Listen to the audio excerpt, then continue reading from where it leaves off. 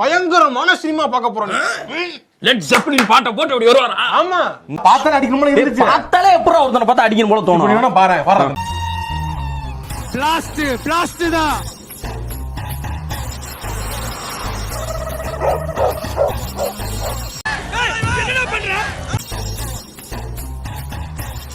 பார், முழுசா சந்திரமுகியா மாறி இருக்கிறவன் மனைவி கங்காவை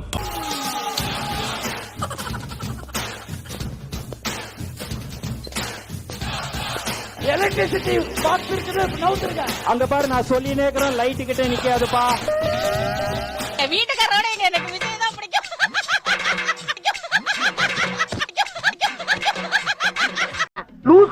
லூஸ் இல்லனே, மென்டல்.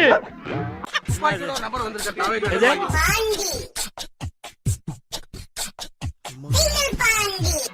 மரத்துல ஏறாத, இறங்கு.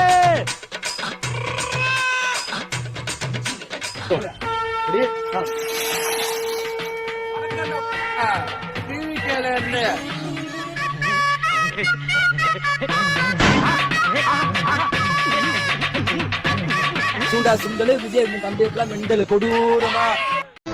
டேய், என்னடா டயலாக் இது? எவன் எழுதி கொடுத்தானே அது இப்படி பேசிட்டு போறான்?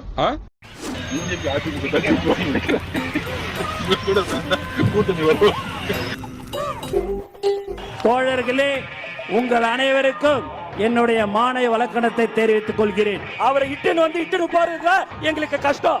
நமக்கு ஒரு தொகுதியில 80,000 ஓட்டு கிடைச்சிருங்க. ஊருக்கு ஊர், வீதிக்கு வீதி, வீட்டுக்கு வீட்டு. இந்த விஜய் தமிழ்நாட்டுக்கு மட்டும் தான் குரல் கொடுப்பான்னு நினைக்காதீங்க. புதுச்சேரி மக்களுக்கும் சேர்த்து தான் குரல் கொடுப்பான். அப்படி பொத்தினி நில்லைய ஓரமா. கரூர்ல 41 பேர் இறந்தாங்க. அவங்க வீட்டுக்கு போய் துக்க விசாரிக்க துப்பு இல்ல.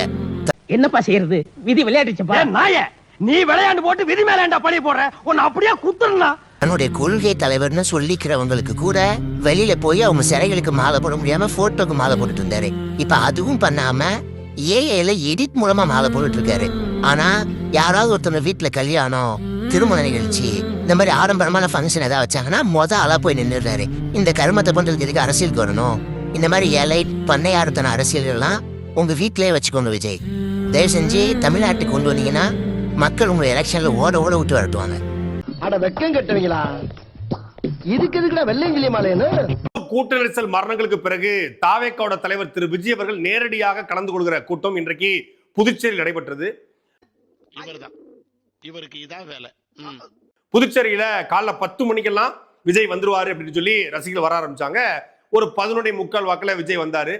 விஜயினுடைய அந்த வழக்கம் போல வரக்கூடிய பேருந்து, அந்த பேருந்து மேல ஏறி நின்று மக்கள்கிட்ட பேசுவார். ஒரு திடலை வாடகைக்கு எடுத்து அந்த திடல்ல மக்கள் விஜய் ரசிகர்கள் நிக்கிறாங்க. விஜய் பேருந்து மேல ஏறி பேசுறாரு. ஓ, நீ அப்படி வரியா? என்ன ரொம்ப நாள் கழிச்சு பேச போறாரு, புதுச்சேரியில போய் பேச போறாரு. நிச்சயமாக அவர் கடுமையான அரசியல் பேசுவார் என்று அவருடைய ரசிகர்கள் எதிர்பார்த்திருந்தாங்க. எப்போதும் வந்து பேண்ட் பாக்கெட்ல இருந்து துண்டுச்சில் எடுப்பாரு. சாட்டையினுடைய தீவிரமான ஃபாலோவராக விஜய் இருக்க வாய்ப்பு இருக்கு. நாம தான் சொன்னோம், பின் பாக்கெட்ல இருந்து காவிரி பிரச்சனை எடுப்பாரு, முன் பாக்கெட்ல இருந்து முல்லைப்பறை எடுப்பாரு, இந்த பாக்கெட்ல இருந்து நீட் தேர்வு எடுப்பாரு அப்படின்னு சொன்னோம். பேண்ட் பாக்கெட் எடுத்து பேசுறதா ஒரு தலைவனுக்கு அழகான்னு கேட்டோன்னே, சே நம்மளை இப்படி கேட்டாங்கன்னு சொல்லி வழக்கத்துக்கு மாறாக இந்த பாடகர்கள்லாம் வந்து வச்சிருப்பாங்க. இன்னிசை பாடி வரும் அப்படின்னு பாட்டு பாடுறதுக்காக வந்து கிளிப்போர்டோட சேர்த்து அட்டை, பறிச்ச அட்டை, அந்த அட்டை கிளிப்போர்டு அதுல வந்து டைப் பண்ணி எடுத்துட்டு வந்துட்டாப்ல. நீ கேட்ட ஒவ்வொரு கேள்வி என்ன செருப்பால அடிச்ச மாதிரி இருக்குடா. மாதிரி இல்ல, உண்மையிலே செருப்பால தான் அடிச்சேன். சரி, ஃபீல் பண்ணாத. பேராண்டி, பாண்டிச்சேரியில தாவக்கா தொண்டர்கள்லாம் கொம்பு வச்சுட்டு வந்தாங்களாமே. ஐயோ தாத்தா, அது எரும மாடு, தாவக்கா தொண்டர்கள் இல்ல. எருமே முருகேஷ். எருமையா?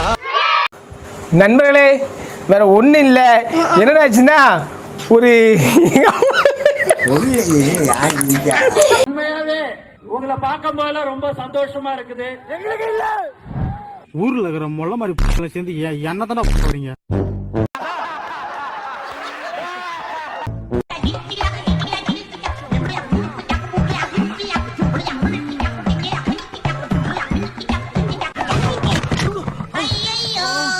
இவன் என்ன குரங்க விட மோசமா தவறா? இதெல்லாம் குரங்கு பார்த்துச்சுன்னா அவமானத்துல சூசைட் பண்ணி தொலைஞ்சிருமே. சின்ன சின்ன சேனலு எதா இருந்தாலும் அது கொஞ்சம் ஆதரவு கொடுங்க. உங்க பொண்ணான கையை கொண்டு அந்த பெல்லில தட்டிடுங்க. அவங்களுக்கு சப்ஸ்கிரைபர் 5-10 ஏறுனா அவங்க மனசு சந்தோஷப்படும். அவங்க வீடியோவும் பாருங்க.